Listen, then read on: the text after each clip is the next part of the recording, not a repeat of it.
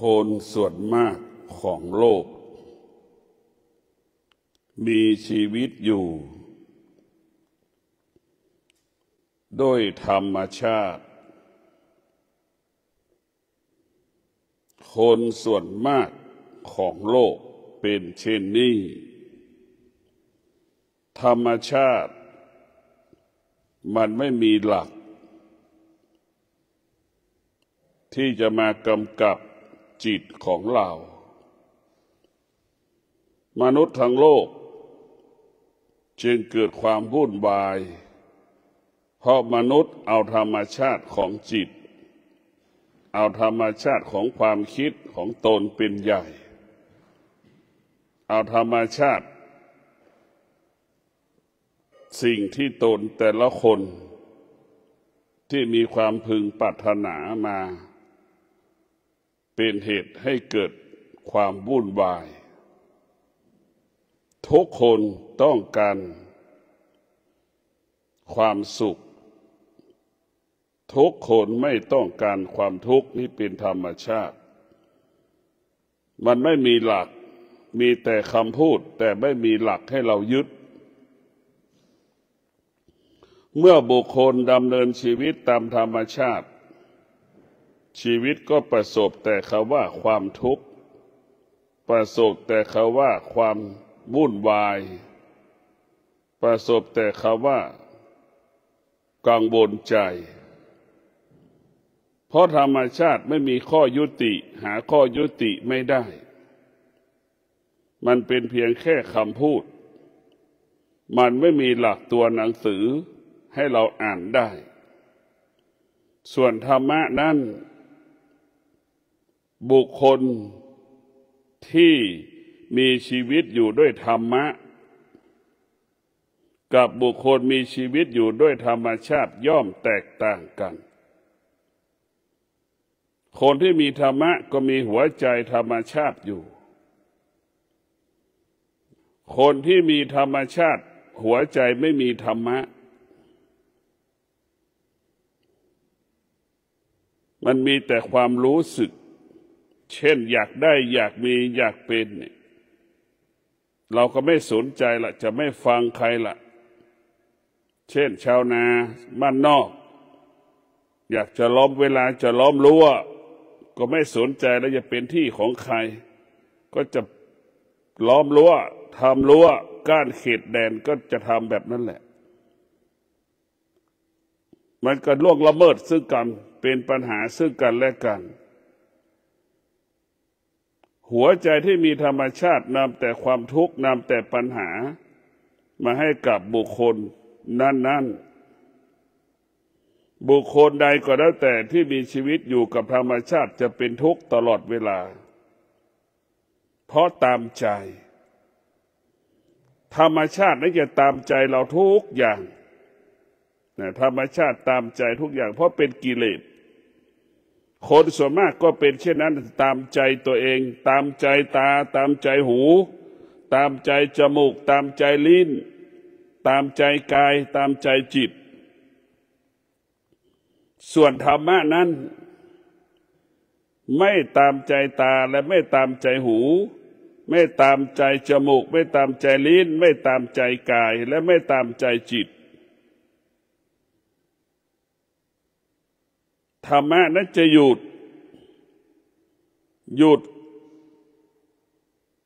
ดความอยากที่ตาหยุดความอยากที่หูหยุดความอยากที่จมูกหยุดความอยากที่ลิ้นหยุดความอยากที่กายหยุดความอยากที่จิตเพราะฉะนั้นธรรมะจะเป็นผู้หยุดยั้งความคิดคำพูดและการกระทำของบุคคลที่มีธรรมชาติบุคคลที่มีธรรมชาติก็เหมือนเด็กเหมือนลูกทุกคนมีลูกจะรู้ดีว่าลูกเป็นยังไงมันอยากพูดอะไรมันก็พูดพ่อแม่จะร้องไห้เสียใจมันไม่สนใจนั่นแหละคือคนหัวนั่นแหละคือธรรมชาติพ่อแม่จะมีเงินไม่มีเงินไม่รู้ละมันก็จะขอเงินพ่อแม่มาใช้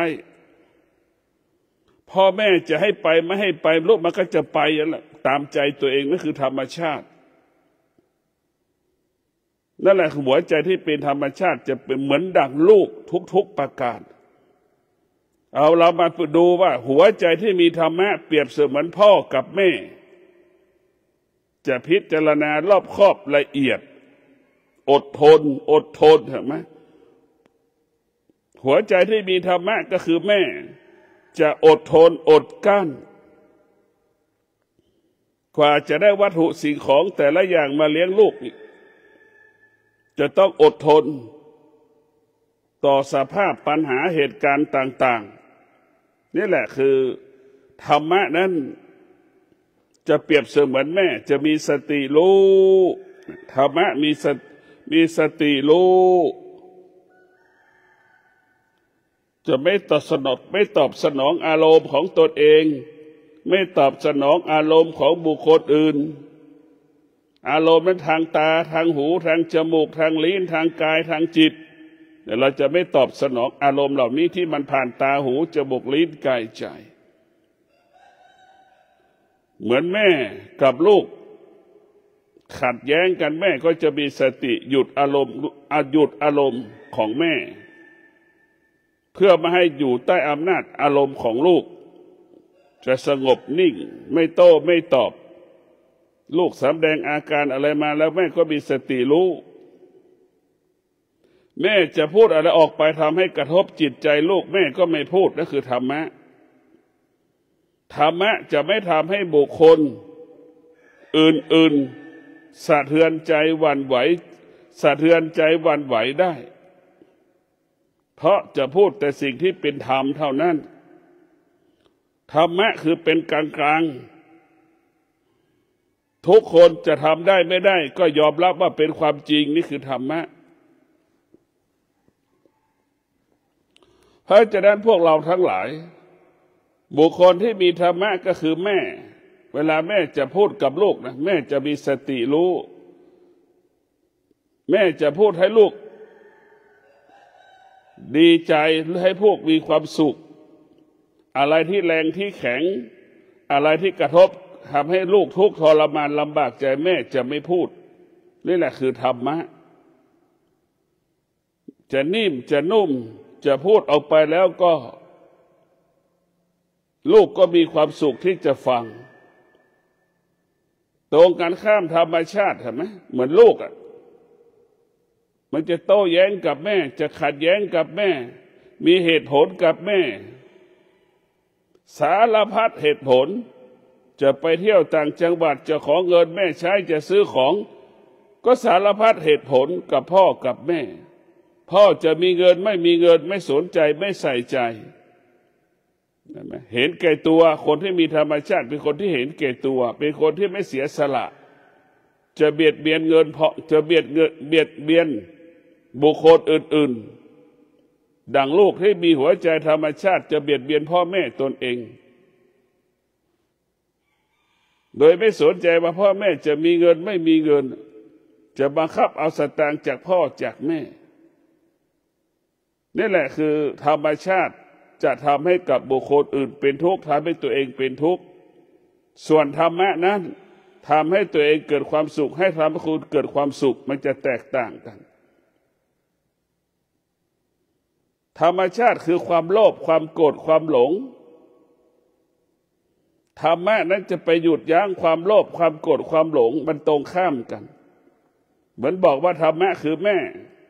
ธรรมชาติคือลูกมันหาข้อยุติไม่ได้แล้วก็ดูเหมือนนกมันก็บินไปในทิศทั้งสี่หาข้อยุติไม่ได้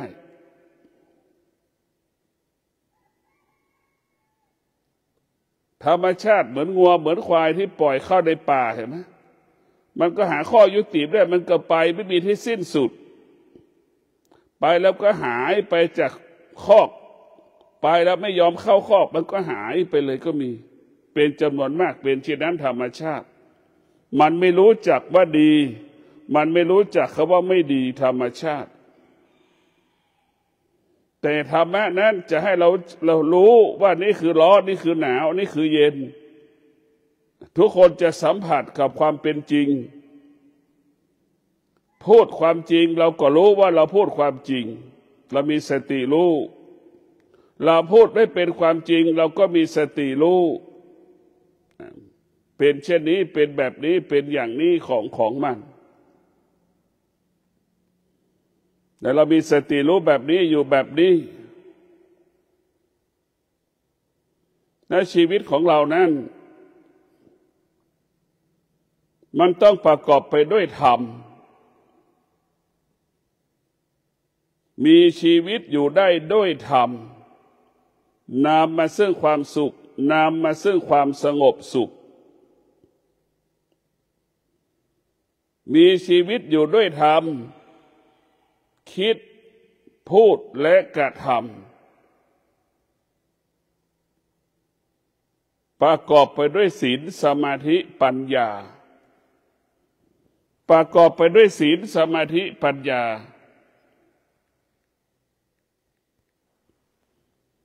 มีชีวิตอยู่ด้วยธรรมนี่คิด100 ครั้ง1,000 ครั้งก็เป็นประโยชน์เกิดประโยชน์พูด100 ครั้ง1,000 ครั้งก็เป็นประโยชน์เกิดประโยชน์กระทำการใดๆสัก100 ครั้ง1,000 ครั้งก็เป็นประโยชน์เกิดประโยชน์ต่อตนเองและบุคคลอื่นๆชีวิตอยู่ด้วยธรรมคิด100 ครั้ง1,000 ครั้งก็เป็นความจริง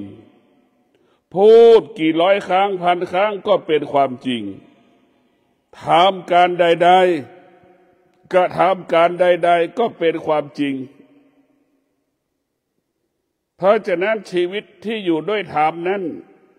ธรรมก็หมายถึงศีลสมาธิปัญญาชีวิตใดประกอบไปด้วยศีลสมาธิปัญญาจะพูดความจริงตลอดเวลาเกิดประโยชน์ต่อตนเองและบุคคลอื่นๆ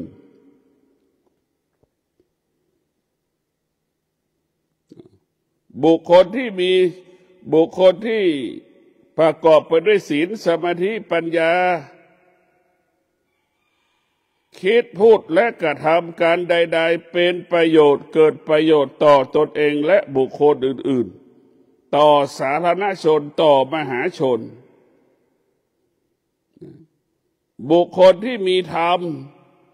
มีชีวิตอยู่ด้วยธรรมความคิดคำพูด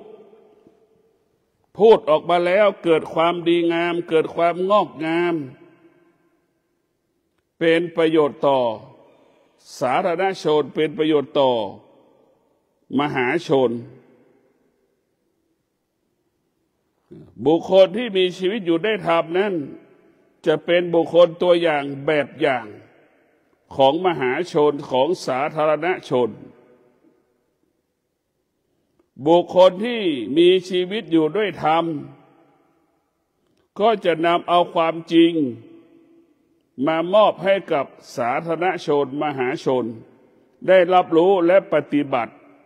แล้วก็เกิดประโยชน์เป็นประโยชน์ต่อสังคมชุมชนชีวิตอยู่ด้วยธรรมจะนำมาซึ่งความสงบนำมาซึ่งสันติสุขต่อสาธารณชนต่อมหาชนต่อคนทุกคนไม่ว่าผู้เศรษฐียาจกก็ยอมรับบุคคลที่มีชีวิตอยู่ด้วยธรรมก็คือประกอบไปด้วยศีลสมาธิปัญญาอยู่ณที่ใดสาธารณชนต้อนรับไปณที่ใดสาธารณชนก็ยกย่องสรรเสริญมีบุคคลมีสาธารณชนไปมาหาสู่อยู่ตลอดเวลาชีวิตบุคคลที่มีธรรมะบุคคลที่มีธรรมะมีชีวิตอยู่เพื่อธรรมะเป็นที่ไว้ใจเชื่อใจของสาธารณชนเป็นที่เคารพของสาธารณชนสาธารณชนมหาชนไปมาหาสู่อยู่ตลอดเวลาสาธารณชนหรือบุคคลอื่นๆมาขอรับคำปรึกษา ยามที่จะเกิดการพัฒนายามที่จะแก้ปัญหาก็ระลึกถึงบุคคลที่มีธรรมเป็นที่ไว้ใจเชื่อใจของสาธารณชนอานุภาพของธรรมนั้นมันมีพลังและยิ่งใหญ่ธรรมะของพระพุทธเจ้าเปรียบเสมือนของหอมธรรมะของพระพุทธเจ้าเปรียบเสมือนของเย็นมนุษย์ทุกคนต้องการของหอมต้องการของเย็นนี่คือธรรมะของพระพุทธเจ้าก็เป็นเช่นนั้นบุคคลที่มีธรรมเนี่ยจะเป็นบุคคลที่มีเมตตาสูงบุคคลที่มีธรรมก็จะเป็นบุคคลที่เสียสละชีวิตส่วนตนเพื่อประโยชน์ของชาติของโลกเพื่อประโยชน์ต่อสาธารณชนที่อยู่กินอาศัยนั้นเพราะฉะนั้นพวกเราทั้งหลายบุคคลที่มีธรรมะโดยเฉพาะผู้นำตั้งแต่สูงสุดต่ำสุดผู้นำต้องประกอบไปด้วยศีลสมาธิปัญญาจะเป็นผู้นำที่ต้นแบบเป็นผู้นำแบบอย่างของหมู่บ้านชุมชนอำเภอจังหวัดเป็นหมู่บ้านเป็นบุคคลตัวอย่างของโลกของชาติดังพระบาทสมเด็จพระเจ้าอยู่หัวรัชกาลที่9เป็นพระมหากษัตริย์ต้นแบบเป็นพระมหากษัตริย์แบบอย่างของโลกพระมหากษัตริย์ทุกพระองค์ในโลกยอมรับพระบาทสมเด็จพระเจ้าอยู่หัวคิดพูดและกระทำล้วนเป็นความจริงทุกประการคิดพูดและกระทำเป็นประโยชน์เกิดประโยชน์ต่อสาธารณชนมหาชนชนในชาติตลอดกาลเวลานี่แหละคืออานุภาพของธรรมะมันจะให้เรานั้นคิดพูดและกระทำสิ่งที่เป็นประโยชน์เกิดประโยชน์ต่อสาธารณชนต่อคนส่วนมากของโลกของชาติเพราะฉะนั้นพวกเราทั้งหลายธรรมะของพระพุทธเจ้าจึงยิ่งใหญ่กว่าธรรมชาติธรรมชาตินั้นเป็นสิ่งสกปรกนะเหมือนเราเกิดจากกิเลสมีความโลภมีความโกรธมีความหลงมีความอยากมีความต้องการไม่มีวันจบสิ้นหัวใจคนไหนมีธรรมชาติหัวใจคนนั้นก็ทำลายของเจ้าของมันเองธรรมชาติทำลายธรรมชาติเห็นไหมเรียกว่าธรรมะจะสร้างสรรค์ธรรมชาติมันจะทำลายและเบียดเบียนเหมือนเราจะได้เสื้อใหม่สักตัวเหมือนเราจะได้รถสักคันเห็นไหมมันทุกข์มันทรมานมันลำบาก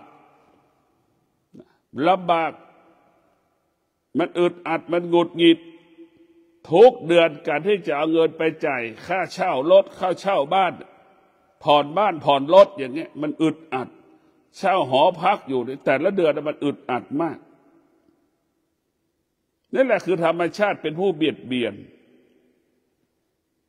แต่ธรรมะของพระพุทธเจ้าบอกสอนให้เราเข้าใจเรื่องธรรมชาติบอกสอนให้เราเข้าใจเรื่องธรรมชาติให้รู้จักตนเองอย่าตามใจตนเองธรรมะไม่สามารถตอบสนองความรู้สึกของคนได้ธรรมะไม่สามารถตอบสนองความรู้สึกของสาธารณชนได้ส่วนธรรมชาตินั้นตอบสนองความรู้สึกของสาธารณชนได้ตอบสนองความรู้สึกของสาธารณชนคนที่มีกิเลสพูดคำไม่ดีพูดคำไม่เพราะคำพูดไม่สุภาพเนี่ยทุกคนก็ชอบหลงไหลหมดชอบและหลงไหลเพราะสิ่งเหล่านั้นเป็นกิเลสผู้ที่พูดความจริงไม่มีใครต้องการความจริงคือธรรมะเราพูดเรื่องศีล5ทั้ง5ข้อเนี่ยไม่มีใครอยากฟังไม่มีใครอยากฟัง เพราะอะไรศีลห้าเป็นความจริงของชีวิตทุกคนล่วงละเมิดศีลห้าเสมอเหมือนกันหมดไม่มากก็น้อยเพราะฉะนั้นศีลห้าจะเป็นความจริงถ้าพูดเรื่องศีลเมื่อไหร่ทุกคนก็จะเกิดอาการสำแดงอาการเกิดอาการสำแดงอาการทุกข์ทรมานลำบากสะเทือนใจหวั่นไหวใจเพราะฉะนั้นธรรมชาติเบียดเบียนเราหมดทุกอย่างแต่มนุษย์ทั้งหลายกลับหลงไหลธรรมชาติกลับไปยึดธรรมชาติอธรรมชาติมันเป็นหลักมันเป็นทุกข์มันผิดมันเป็นธรรมชาติแต่เราผิดธรรมชาติตรงนี้มันไม่ถูกต้องมันเป็นธรรมชาติแต่เราผิดธรรมชาติเมื่อเราต้องการสิ่งใดๆก็แล้วแต่เช่นเราต้องการคำว่าความสำเร็จถ้าเป็นธรรมะมันก็บอกให้เรามีสติอดทนให้เรามีสติวิริยะภาคเพียรความว่าสำเร็จถึงจะเกิดขึ้นกับชีวิตของเราแต่ถ้าเป็นธรรมชาติมันบอกให้เราต้องการความสำเร็จอย่างเงี้ยมันจะไม่อดทนมันจะไม่เป็นคนที่ไม่มีวิริยะภาคเพียรมันกลับไปลักเล็กขโมยน้อยได้มาซึ่งวัตถุสิ่งของนั้นเห็นไหมตรงกันข้ามธรรมะเราอยากได้วัตถุสิ่งของใดๆเราต้องมีความอดทนเราต้องมีความอดทนเราต้องมีวิริยะภาคเพียรมันจะบอกให้เราอย่างนี้บอกให้เราแบบนี้เพราะฉะนั้นพวกเราทั้งหลายเราต้องมีสตินี่สำคัญที่สุด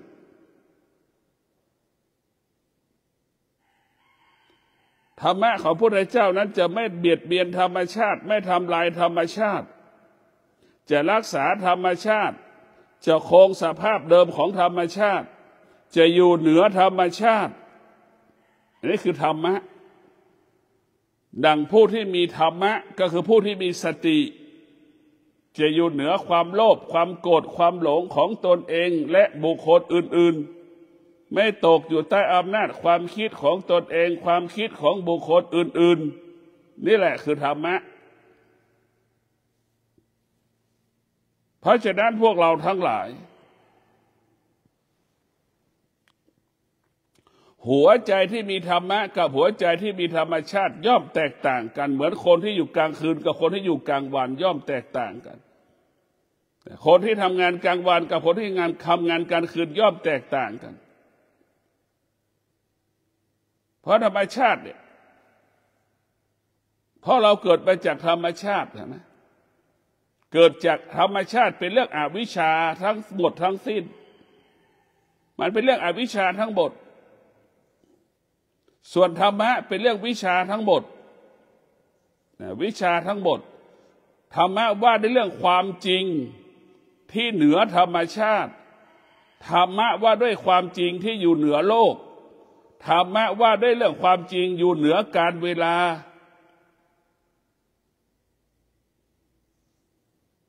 ธรรมะว่าด้วยเรื่องความจริงที่อยู่ที่กายกับจิตอยู่ที่กายกับจิตธรรมะว่าด้วยเรื่องความจริงที่กายกับจิตเท่านั้นธรรมะจะไม่ออกนอกกายธรรมะจะให้เราเห็นกายกับเห็นอารมณ์ที่อยู่กับที่จิตมันกระทบแต่ธรรมชาติเป็นเรื่องของนอกกายมันตรงข้ามกันอีกธรรมชาติจะมองเห็นแต่นอกกายพอพูดเรื่องธรรมชาติทุกคนคิดถึงป่าน้ำแม่ไม้ป่าไม้แม่น้ำภูเขาหมดนะเราเห็นแต่ธรรมชาตินอกกายแต่เราไม่เห็นธรรมชาติอยู่ในกายหัวใจที่มีธรรมชาติจะเห็นสิ่งออกนอกกายไม่เห็นธรรมชาติของกายไม่เห็นธรรมชาติของจิตจิตมันมีความโลภความโกรธความหลงเห็นไหมมันก็ไม่รู้ไม่เห็นรู้เห็นก็ไม่รู้รู้เท่ากับไม่รู้ความแก่ความเจ็บความตายเกิดขึ้นก็ยังไม่รู้หลงในแก่หลงหมด เรียกว่าธรรมชาติเป็นผู้ไม่รู้ธรรมะเป็นผู้รู้ธรรมชาติเป็นผู้ไม่รู้ธรรมชาติเหมือนบอกว่าเป็นเหมือนลูกธรรมะเปรียบเสมือนแม่แม่กับลูกย่อมรู้แตกต่างกันแม่จะเป็นผู้รู้ความจริงของชีวิตแม่จึงเป็นผู้รู้ความจริงของโลกแม่จะเป็นผู้ที่มีความอดทนที่สุดในโลกเห็นไหมระหว่างลูกกับแม่นี่แม่มีความอดทนที่สุดในโลกโดยเฉพาะแม่อุ้มท้องเนี่ย8 เดือน9 เดือน6 เดือนอย่างเงี้ยเป็นผู้ที่มีความอดทนที่สุดในโลกระหว่างที่อุ้มท้องสภาวะจิตแม่เป็นเช่นไรแม่ก็จะสัมผัสได้มันอึดอัดมันหงุดหงิดลุกยากนั่งยากเกิดอาการสารพัดอาการขณะที่มีท้องลุกยากนั่งยากแม่ก็จะอดทนเห็นไหมแม่จึงชื่อว่าเป็นผู้ที่อดทนที่สุดในโลกเป็นผู้ที่อดทนมากกว่าพ่อเพราะแม่อยู่กับกายขณะที่แม่ตั้งท้องเนี่ยแม่ก็อุ้มลูกเห็นไหมท้องลูกอยู่ในท้องแม่เนี่ยแม่อยู่มีสติอยู่กับธรรมะนั่นแหละเพราะฉะนั้นพวกเราทั้งหลายธรรมะจะเป็นผู้ที่สร้างสรรค์พัฒนาเปลี่ยนแปลงชีวิตไปสู่ความดีงามไปสู่ความงอกงามให้กับชีวิตของเรา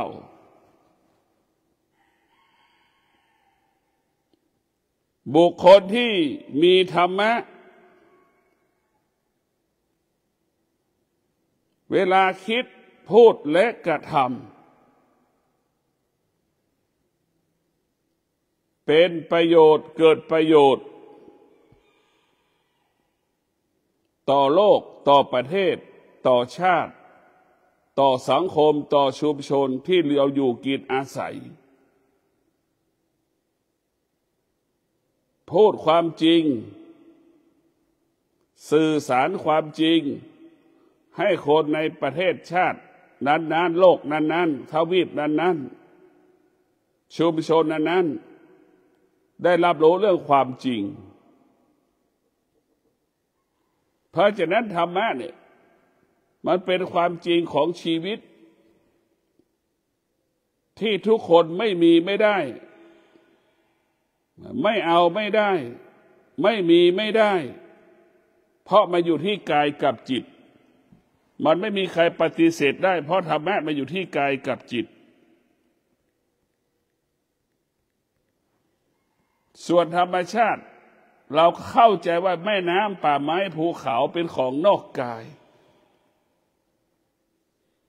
บุคคลที่มีธรรมะก็จะเห็นธรรมชาติของกายใหญ่กว่าธรรมชาตินอกกายมันจะแตกต่างกันนะคนที่มีหัวใจที่มีธรรมชาติก็จะเห็นแต่แม่น้ำป่าไม้ภูเขาสิ่งแวดล้อมต่างๆที่มันนำความเสียหายนะแต่ส่วนธรรมะพระพุทธเจ้าจะมองธรรมชาติของจิตธรรมชาติของกายมันจะมองใกล้ตัวอะไรที่มันไม่ดีนอกกายมันก็เกิดขึ้นในกายก่อนอะไรที่มันไม่ดีนอกกายมันก็เกิดขึ้นกับจิตเราก่อนและขยายผลไปสู่นอกกายมันอยู่ในกายก่อนเหมือนเรากินเห็นไหมพอกินมากๆพออายุสักระยะหนึ่ง30 40 50 60การกินเหล่านั้นนำมาซึ่งโรคสารพัดโรคเห็นไหมนั่นแหละคือธรรมชาติก็ทำลายเราเองกินนั่นแหละตัวมันเองทำลายตัวมันเองก็เรียกว่าเราแก่เราเจ็บเราตายเพราะตัวเราเองหรือการแก่การเจ็บการป่วยการตายเพราะเรากินทั้งนั้นเบื้องต้นเจ็บป่วยเพราะเรากินไม่หยุดไม่ยั้งการกินเป็นเหตุให้แก่เจ็บป่วยตายก่อนเวลากำหนดจนถึงที่สุด เราไม่กินจึงเป็นเหตุให้เราตายอีกเห็นไหมการกินก็เป็นเหตุให้เกิดโรครักษาไม่หายก็เป็นเหตุให้เราเกิดความตายเราตายเพราะกินเราตายเพราะกินสุดท้ายเราตายเพราะเราไม่กินอีกเห็นไหมมันไม่เกิดความสมดุลกันเรากินเห็นไหมอะไรก็กินหมดทุกอย่างพอเจ็บป่วยมาที่สุดไม่กินไม่ได้ตายเพราะไม่กินเนี่ยพวกเราทั้งหลายต้องมีสติว่าธรรมะกับธรรมชาติย่อมแตกต่างกันเราจะต้องพิจารณาสิ่งเหล่านี้พิจารณาอยู่ตลอดเวลาว่าธรรมะกับธรรมชาติย่อมแตกต่างกันธรรมะไม่จำเป็นต้องอาศัยธรรมชาติธรรมะเปรียบเสมือนควานช้างธรรมะเปรียบเสมือนจ็อกกี้ธรรมชาติเปรียบเสมือนช้างธรรมชาติเปรียบเสมือนม้าเห็นไหมจ็อกกี้จากจ็อกกี้ก็คือธรรมะควานช้างคือธรรมะนะเรียกว่าธรรมะกำกับควบคุมธรรมชาติก็คือจิตของเรานี่แหละจิตเราไม่ให้ยึดติดในความโลภความโกรธความหลง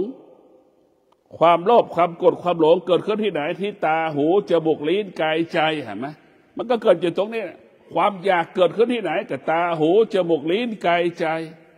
ร้องไห้เสียใจเกิดขึ้นที่ไหนที่ตาหูจมูกลิ้นกายใจ